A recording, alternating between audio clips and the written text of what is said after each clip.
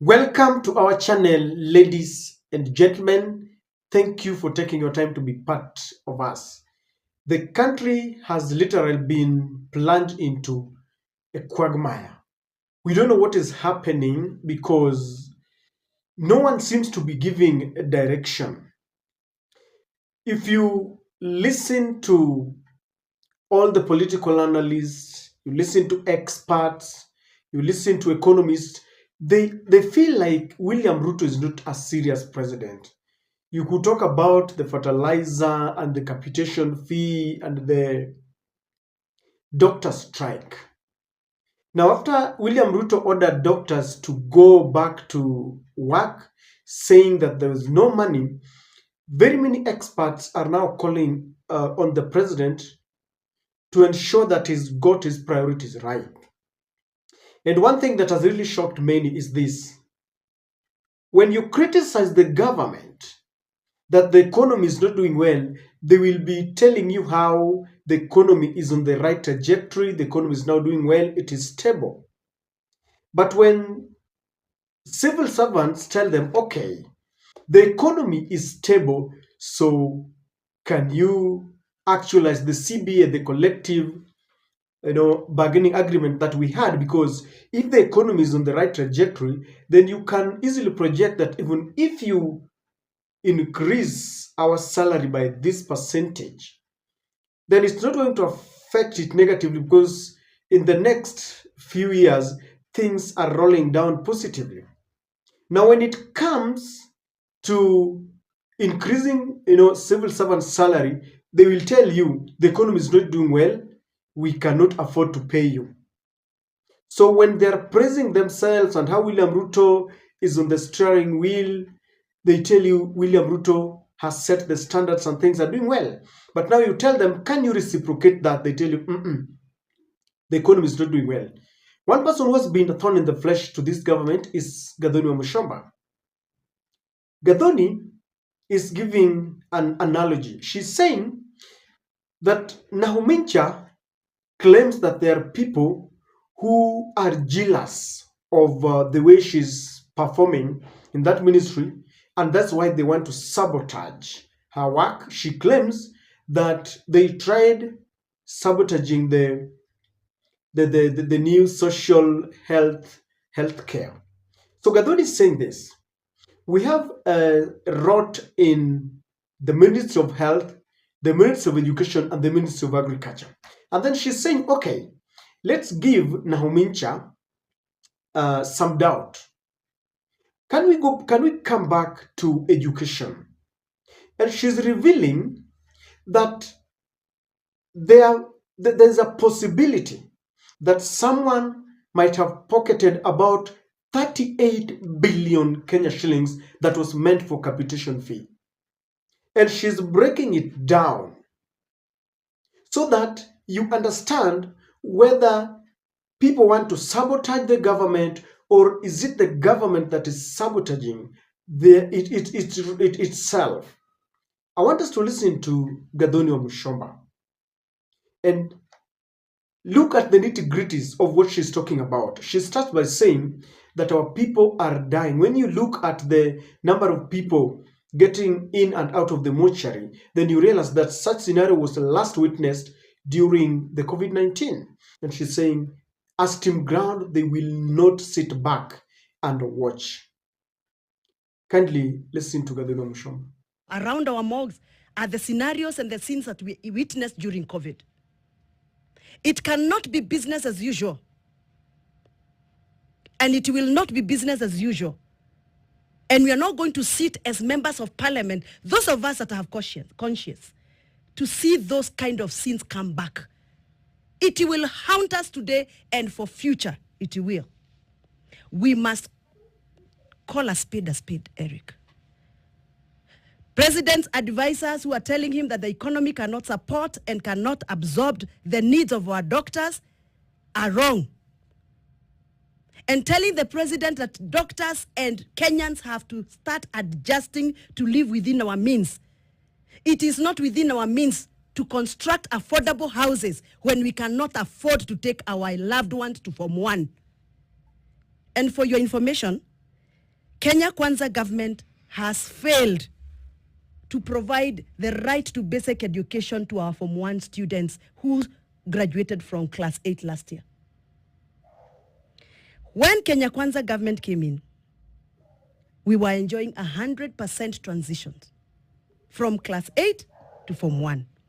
As we speak, 854,000 children did not report for Form 1.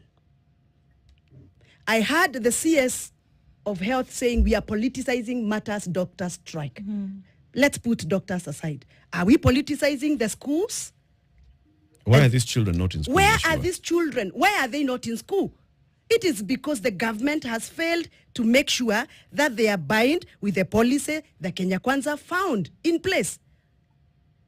Why? These 851 candidates are either now grazing animals, working as housemaids, or loitering in the street. Because we said that there's something that must be paid for them to be able to attend school, and that's something they cannot afford. Exactly. Are we talking about affordability now? Yes. Of these school fees that you're required to pay? Because there is a little bit of something that Definitely. you must bring. Number two, forget about even the money that the parents are supposed to pay as the children get to Form 1. Let's talk about capitation. As we speak, the Kenya Kwanza government has failed.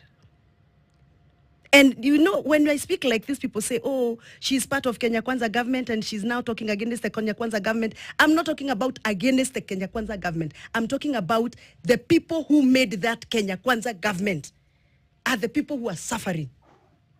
Where are we on capitation? The whole of 2023, the government of Kenya did not submit the 100% money for capitation.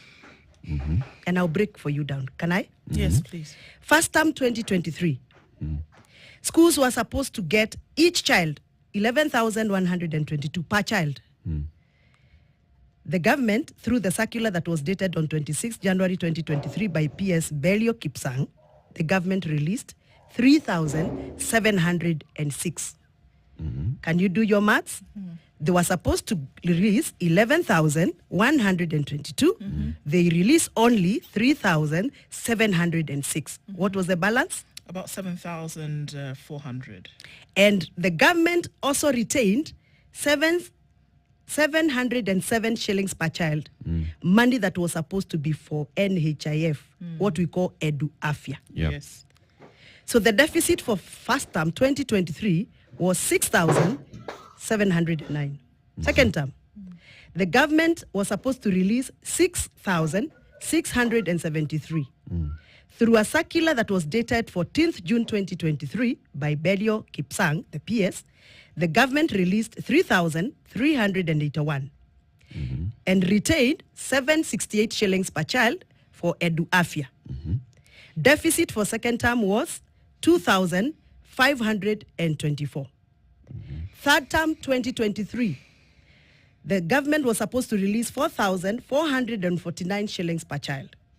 Through a circular dated 25th September 2023 by Belio Kipsang, the PS, the government released only 2,512 and retained 815 shillings for Edu Afia per child.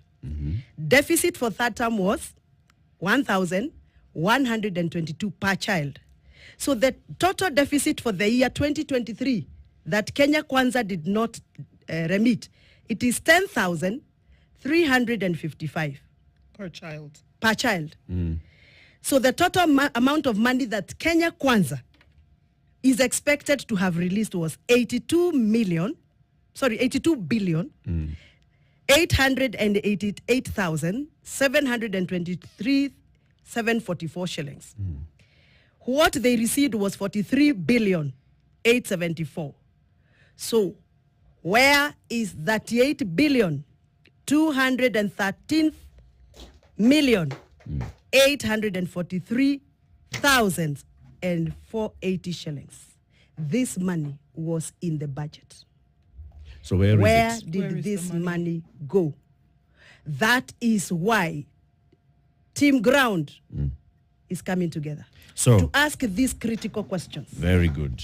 So as we speak, the children So that is Gathoni Wamuchomba, and she's breaking it down for us to understand that it is not witch hunt, neither is it sabotage, because these are records that are there. One thing that baffles me, ladies and gentlemen, is that we have a president who got a PhD, Dr. William Samoei Ruto. And when you imagine that we have a president who is learned, and you would imagine that he would take seriously the education system that we have. Uhuru Kenyatta was not a doctor. He was not called Dr. Uhuru. But he ensured that he placed the right people at the right places. And today people are still wondering, where are people like the late Magoha? Because in the Uhuru government, there was compulsory reporting to school. They would go, they had instructed the administrative systems like the chiefs and the wazee mtani pale. They would know very well that your son or your daughter did class 8 her exams or his exam, and they want them to report to Form 1. All the other things would be debated baadaye. And that policy died a natural death when William Ruto took oath of office. I don't know whether Machogu is the right man in that docket, because people have been lamenting the very sensitive dockets like health, education, agriculture, security. People are wondering whether we have the right people. William Ruto should do a reshuffle so that we have the right people who can man our education system. Because apart from ruining, the lives of farmers with fake fertilizer and others, it's very painful that we're ruining the lives of our future generation. William Ruto said that he was a hustler and he rose to the ranks to become who he is. And I think he wanted to show Kenyans that no matter where you are, you can rise up to be what you want. But there must be a platform. They messed up with the exam, both the KCSE and KCPE. Now, you have to pay some amount of money for you to get to school. And then the capitation fee that is even supposed to, cushion so that the head teachers and the principals can allow those who don't have completely is not reaching them on time. And when they ask even parents to go home, they are being reprimanded. And our education system is going down the drains. If what Gathoni Wamuchomba is saying is true, because she's saying this money was budgeted for. They released part of it, the other part was not released. Is there a possibility that someone stole this money? Because that is very normal in Kenya Kwanza. Someone can take that money, he will be taken to court. The DPP will sabotage that, because we have had judges who are handling cases complain of the same. Or if they are jailed, William Ruto will go and pardon them. We have seen such cases where William Ruto retrieves people from jail. And when people speak about this, the respective ministers say, oh, this is sabotage. In the fertilizer case, Mithika Linturi was telling us that these are Azimio propaganda. So today, William Ruto is directing, if there is any farmer who bought fake fertilizer, then he should be refunded. He should be given free fertilizer. Yet they were telling us these are Azimio propaganda. Now, Mincha is saying these are people who are jealous of her work. So these are people who, I don't know it is because they are politicians, because a politician will always play politics and propaganda anywhere. But when it comes to the running of ministries, how I wish that we had placed people who understand that whatever they are doing is a calling. It's not politics. As they say, they will not sit back and watch, but there seems to be a narrative created from the top. And that's why you make noise Ruto will come and tell doctors, can you go to work? At first, people were saying now Mincha is incompetent. But if William Ruto tells you there is no money, how do you even engage the doctors? That is why Linturi can afford to say this is propaganda, nothing will happen. Instead, we are told that the government has now launched departments, anti-corruption departments, to ensure that they fight corruption. Yet we even have the Ethics and Anti-Corruption Commission, and they are doing nothing. And I like what Gathoni is saying.